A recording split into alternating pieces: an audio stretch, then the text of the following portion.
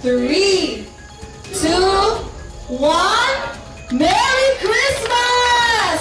Midanag ang kahayag hatubangan sa Daytors Center dihang gipasiga na ang 45-foot live Christmas tree sa Eden Nature Park and Resort. Pasado na 5 kagahapon, Disyembre 2 ato sa Christmas tree lighting ceremony. Mitambong sa seremonya sila Department of Tourism Regional Director Tanya Rabat Tan ug Davao City Tourism Chief Jennifer Romero, Celia Sutton ang Resort Operations Manager ug Jeline Galagar ang Marketing Manager sa Eden. Misaksi sab sa aktibidad ang ilang mga staff ug mga bisita.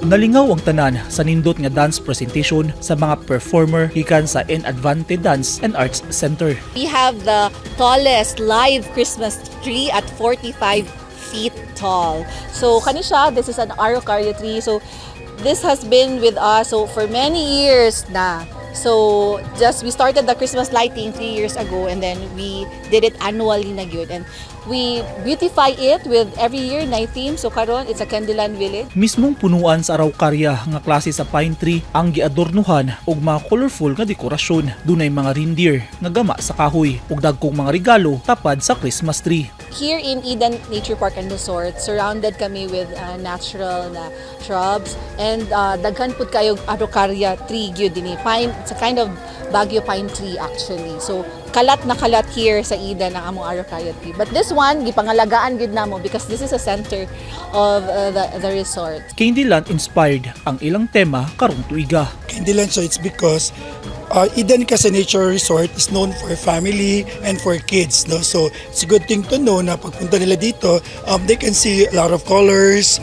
Kumbaga, to reminisce ba, kumbaga, no? Yung mga ano ba yung pambata talaga when it comes to Christmas. Instant attraction sub sa Eden, kining tunnel of lights nga 65 meters ang gitas-on, Instagrammable ug pwedeng pang reels ug may di sa Facebook. Hasta ang buffet area sa ilang Vista Restaurant, gibutangan sab ug mga dekorasyon sa Pasko. Gani gidagsang na og sugod sa mga bisita ang Eden Nature Park and Resort. Ang grupo nila Janice Havalona nga taga-Bansalan sa Davao del Sur mas gipili nga sa Eden magpahigayon sa ilang tulo ka adlaw nga seminar tungod sa hamugaway ug bugnaw nga palibot. Dili kini ang unang higayon nga nakabisita siya sa lugar. Matod ni Janice, nabati na gyud niya ang diwa sa Pasko tungod sa ambience sa Eden, hilabi na sa gimuntar nga mga mabulokong dekorasyon. Ang ganda really.